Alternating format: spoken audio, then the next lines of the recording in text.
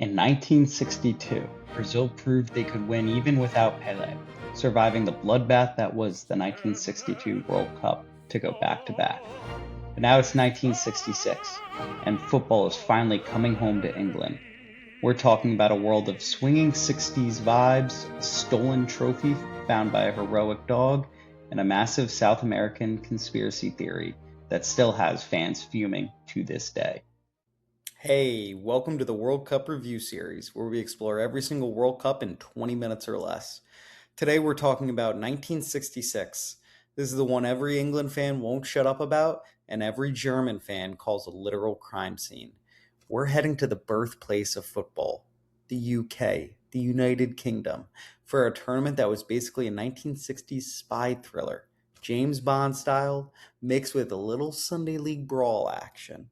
Before we even kick a ball, the vibes were chaotic.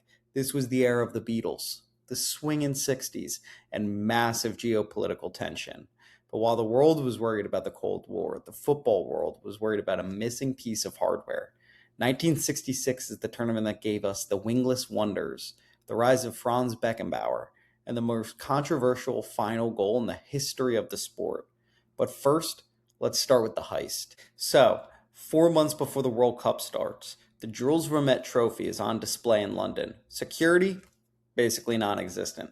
Some guys just walk in and end up stealing it. Now, here's the funny part: the thieves thought that they actually hit the jackpot. They thought this was a solid gold trophy. FIFA's got money like that. They actually tried to ransom it back to the FA, the Football Association of England, for what would be about $40,000 in today's money. But here's the catch: FIFA was way too cheap back then to use solid gold for their trophy. The trophy was actually silver with gold plating. It's basically the football equivalent of a gold chain that you're going to buy on Shein. The police ended up setting up a sting, arresting one guy. He claims, I know nothing, I know nothing.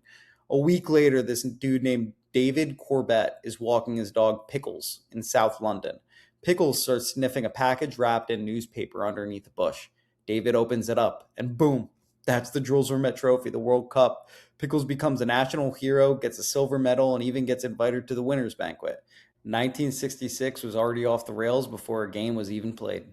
Getting into the football now. Once the games actually started, the South American teams, Argentina, Brazil, Uruguay, they were convinced the whole thing was rigged. And honestly, they had a point a little bit. Argentina played England in the quarterfinals. The ref was West German. Argentina's captain, Antonio Ratten, got sent off for violence of the tongue. Basically, the ref didn't like how he was looking at him, even though the ref didn't speak Spanish and Ratten didn't speak German. Rotten was so mad he refused to leave the pitch for 10 minutes and eventually sat on the Queen's red carpet just to spite everyone. Meanwhile, in the West German and Uruguay game, in the quarterfinals as well, they had an English ref. The South Americans banded together and said the Europeans are fixing this one, so one of them wins. Brazil was also fuming. They were the two-time defending champs, but they got absolutely hacked off the pitch. Portugal's defenders basically treated Pelé's legs like firewood. Brazil was out in the group stage, and the Samba era felt like it was dying a painful death. Speaking of Brazil, we got to talk about them. They had a new government back home that was getting super involved with the team. It was a complete mess. Players weren't paying their taxes, the president of football was beefing with the manager, and the manager got fired mid-tournament. Then there's Garrincha. This was his final World Cup, but he was a shell of himself. He'd have a massive knee injury 2 years prior that basically ended his career. And he was drowning in debt. The Brazilian Federation actually had to pay off his taxes so that he wouldn't get arrested. After Brazil got knocked out, a 26-year-old Pelé was so disgusted by how he was being fouled that he actually retired from international football. Imagine today if Yamin Yamal just said, I'm out at 26. The world would go up in flames. Obviously, Pelé ends up coming back for the 1970 World Cup, but in 66, he was done with the corruption, the hacking, and honestly, I think he was just tired of the football.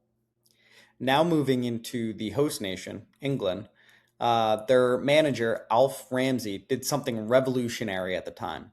He actually ditched wingers. So the traditional 4-2-4 that we've kind of seen Brazil start, he said, He called his team the Wingless Wonders. They played a 4-4-2. which we now think is the most basic formation ever, but back then it was mind-bending. European fullbacks didn't know what to do. The English wingers were actually dropping so deep that the defenders didn't know whether to chase them or to stay in line. This team was led by the legendary Bobby Charlton, who was basically a god on the pitch, and a 20-year-old kid named Franz Beckenbauer was making his debut for Germany. Beckenbauer played for another 20 years, but this was the start of Der Kaiser era. Speaking of West Germany and Der Kaiser era, we see the final in 1966 is set up. England, the wingless wonders. West Germany, Der Kaiser. Charlton, Beckenbauer. Schnitzel, fish and chips. That's all I got. So the final was at Wembley. 96,000 people attended. The game is tied 2-2 and goes to extra time. Then comes the most debated goal in history. Jeff Hurst hits a shot. It hits the crossbar, bounces down on the line, or over it, and bounces out. The ref looks at the linesman, a man from the USSR named Tokif Barivov, and Barivov nods. Goal. German fans call it a crime scene. Modern technology basically proves the ball didn't cross the line completely. But back then, no VAR. Only the vibe of a Russian linesman. Fans were so hyped they actually ran onto the pitch before the final whistle, which led to the famous commentary. Some people are on the pitch. They think it's all over. It is now, as Hurst hammers home a fourth goal to make it 4-2. So with this controversial ending, England finally wins their World Cup. But the tournament left a salty taste in the mouths of the South Americans and the Germans. For me, 1966 ranks third on my list so far out of the 8. The stories are elite, stolen trophies, dog heroes, like the captain's revolts, but the football was starting to get a little bit more cynical. Next up, the 70s. The 70s are going to blow your mind. We're talking about the return of Pelé and arguably the greatest team to ever touch a pitch. Smash that like button, and I'll see you all next time. Peace.